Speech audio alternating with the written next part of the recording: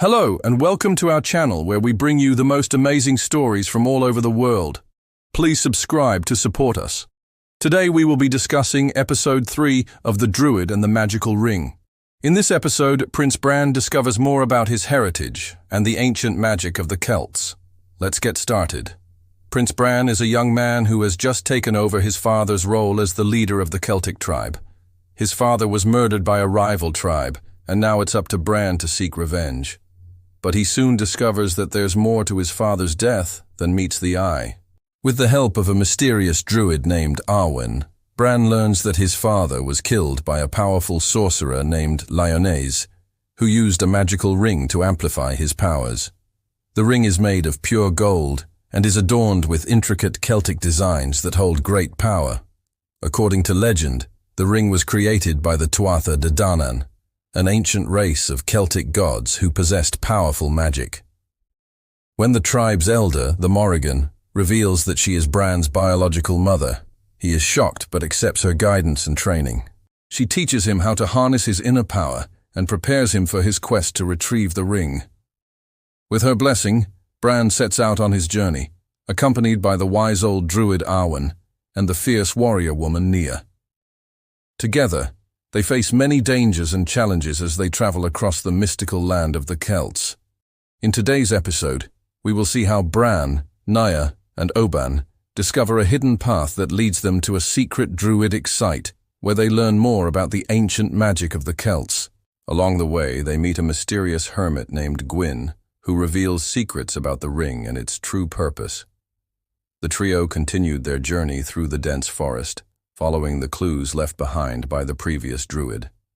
The trees grew thicker, and the sunlight struggled to penetrate the canopy, casting long shadows on the forest floor. "We must be close," Arwen said, his voice echoing in the stillness. "The grove of shadows." Nia unsheathed her sword, her eyes scanning the surroundings. "Be on guard," she whispered. "Lion's influence is strong here." As they ventured deeper into the gloom, the air grew heavy with the scent of pine and damp earth. Suddenly, the undergrowth rustled, and a pair of glowing eyes emerged from the darkness. A wolf, its fur as black as night, stood growling before them, barring their path. Arwen raised his staff, its tip glowing with an ethereal light.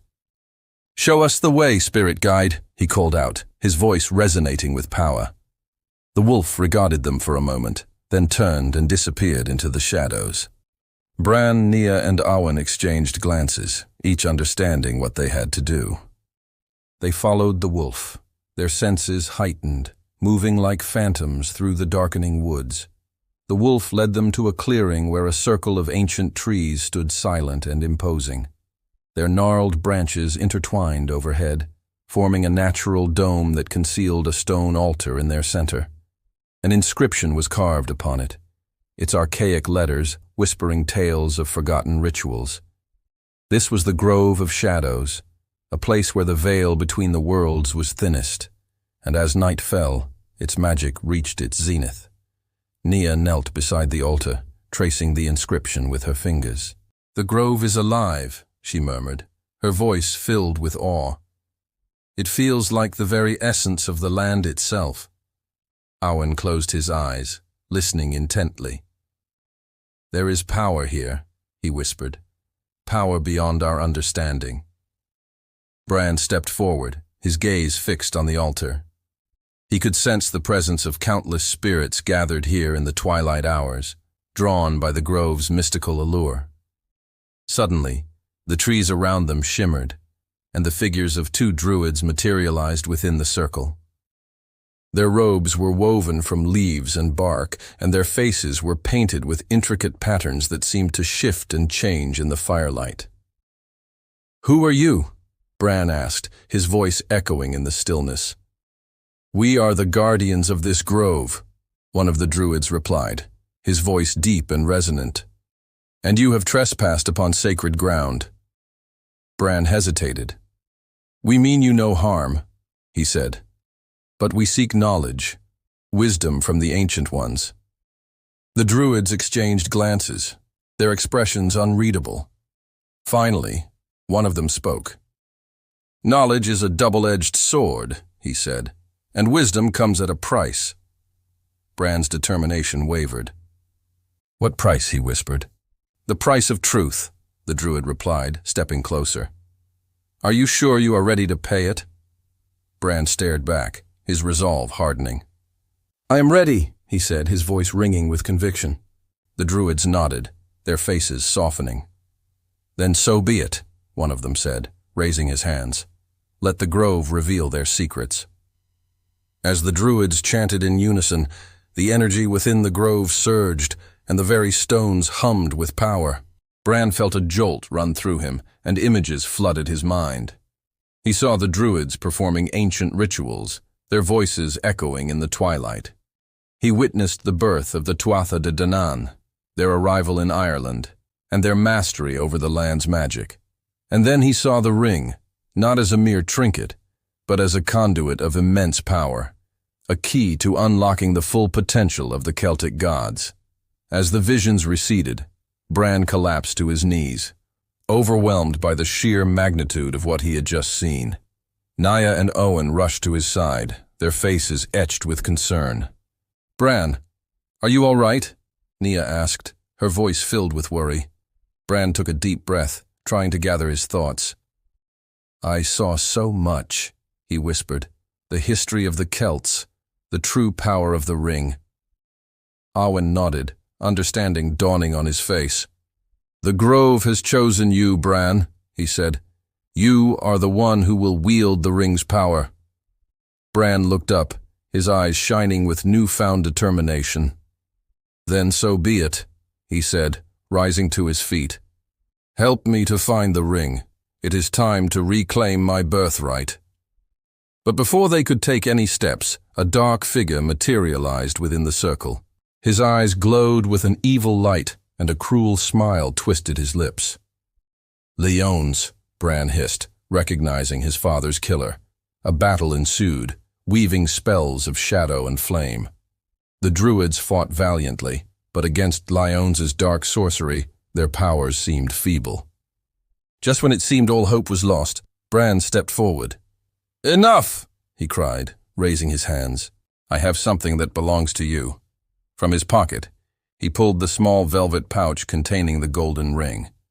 As Leones approached, Bran slipped the ring onto his finger. A surge of power coursed through him, amplifying his own innate abilities. So the prophecy is true, Leones sneered. You are the last descendant of the Tuatha De Danann. Bran met his gaze, his eyes blazing with defiance. Yes, and with the power of the ring, I am your equal. Bran retaliated, sending bolts of lightning crashing down upon Leones. Startled by this sudden turn of events, Leones stumbled back, his composure faltering. But quickly recovering, he snarled and prepared to counterattack. Just as he was about to unleash his dark magic, Bran struck, delivering a powerful kick that sent Leones sprawling. Taking advantage of his opponent's momentary lapse, Bran pressed forward relentlessly. Each strike was infused with the raw power of the ring, leaving Leones bruised and weakened. Despite his injuries, Leones refused to yield. With a venomous snarl, he summoned a shadowy tendril that lashed out towards Bran. Sensing the impending attack, Bran reacted swiftly, sidestepping the assault and retaliating with a swift kick that connected squarely with Leones' chest. This final blow sent Leones crashing to the ground, his strength completely depleted. Defeated and wounded, Leones lay sprawled on the forest floor. Bran, his face grim with determination, loomed over his fallen foe. It's over, Leones, he declared, his voice echoing with the authority of the ring. Your reign of terror ends here. As Bran delivered the final blow, a surge of dark energy erupted from Leones, momentarily enveloping the clearing in an eerie glow.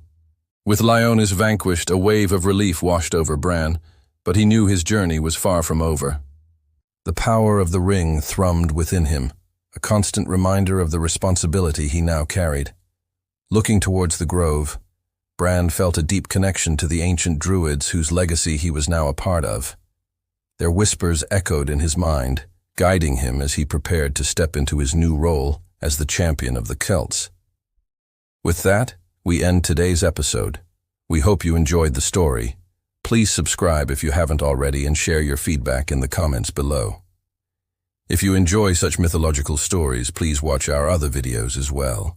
Thank you for journeying with us into the world of Celtic myths and the secrets of the Druids. Their wisdom and mystery still echo through time, reminding us of a world both magical and powerful.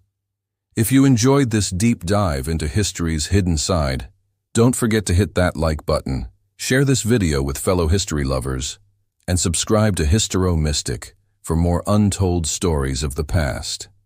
Until next time, keep seeking the mysteries that shaped our world.